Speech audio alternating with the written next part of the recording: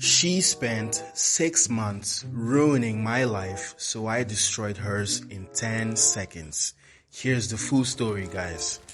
Imagine sitting at a black tie gala, surrounded by the city's elite, opening a luxury gift, only to see a video of yourself, mocking your own father for being stupid and gullible. That's exactly how Sarah's world ended. She thought she had written the perfect script to ruin Mark's life, but she forgot one thing. When you weaponize the truth, you'd better make sure you aren't the one hiding it. For an entire year, Mark felt like living in a ghost story. His wife, Sarah, had turned into a total stranger, cold, distant, and borderline robotic. Every time he tried to fix things, she'd flip the script. Mark would ask, "Sarah, talk to me. What's going on with us?" She'd just sigh, look at him with pity, and say, "It's all in your head, Mark. Honestly, your temper is getting out of control.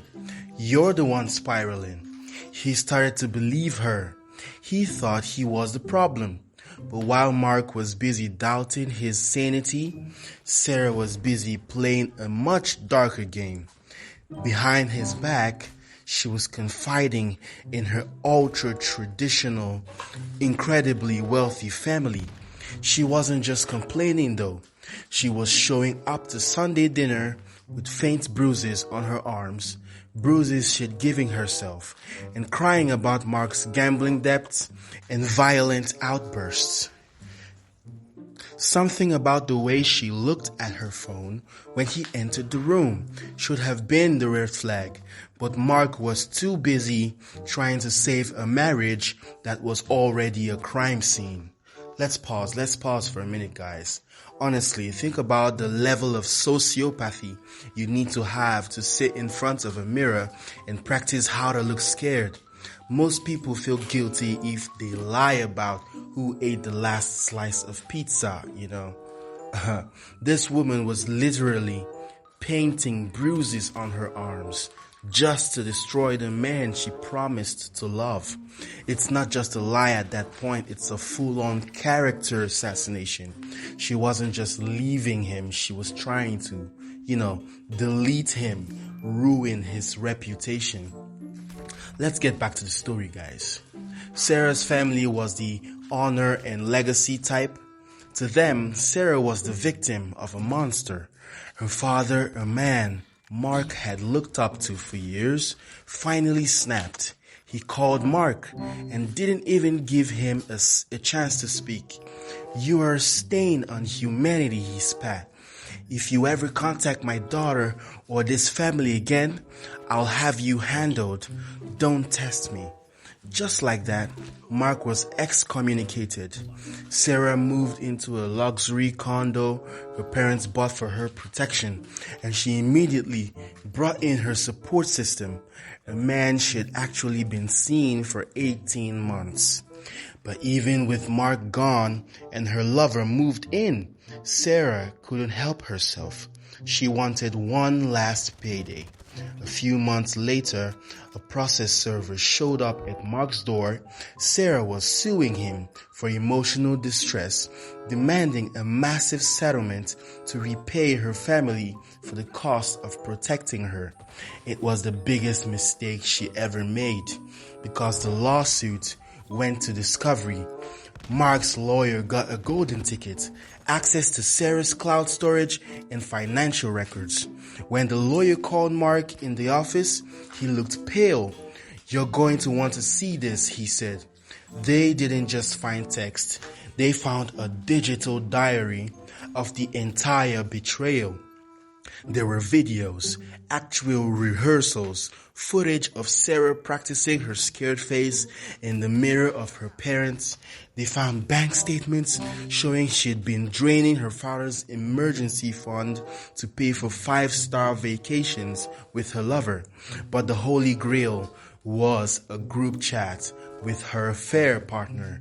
Sarah had written, "He actually thinks I'm scared of him. My father is so stupid and gullible. He'll pay for anything as long as I cry enough." Mark realized then that a simple "I'm innocent" wouldn't be enough for a family this proud. Can you imagine this lawyer?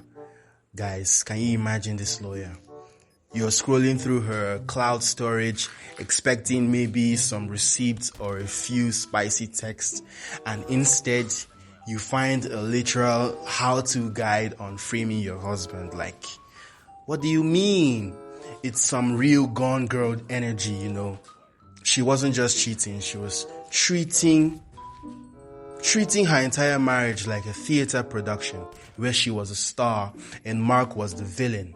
Seeing her call her own father stupid for believing her, that's cold-blooded, man. That's cold-blooded. Let's get back to the story, guys. Mark didn't send the evidence to Sarah's lawyer. He didn't even call her. He waited for her grandfather's 80th birthday gala. This was the event of the year. Half the city's elite, entire extended family were there. Mark didn't show up to cause a scene, you know. Instead, he sent a series of tribute gifts. There were those high-end leather-bound video books that start playing the moment you open the cover. He sent one to the grandfather, one to Sarah's father, and one to each of her siblings. The video didn't start with the affair. It started with Sarah's own voice from the group chat mocking her father, playing over photos of her and her lover at the hotels her father had paid for. Then it transitioned into the rehearsal videos of her applying makeup to look like bruises.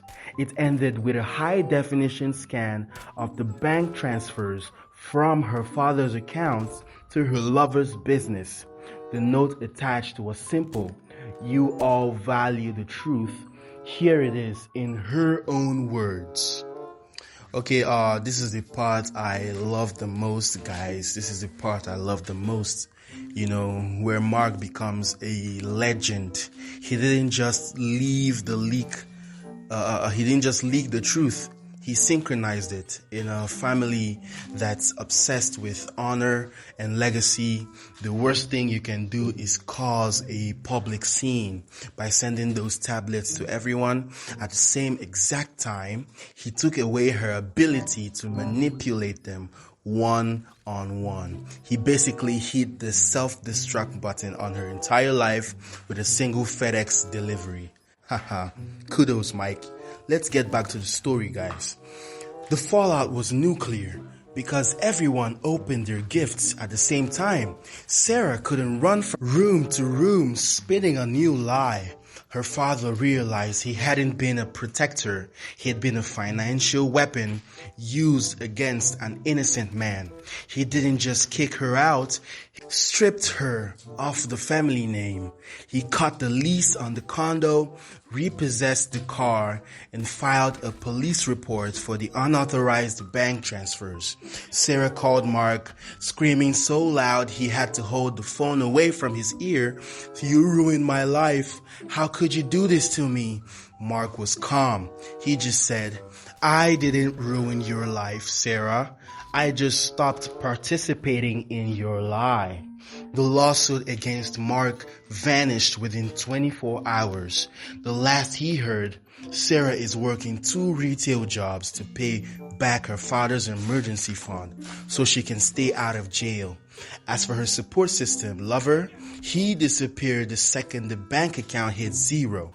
Her family hasn't spoken her name in over a year. They wanted honor, and in the end, that's exactly what they got. So that's it for this one, guys. What do you think? Would you strip your own daughter of the family name if you were the father? What would you do if you were the father in this situation? Alright, that's it, guys. Don't forget to subscribe, leave a comment below of your answers, and peace.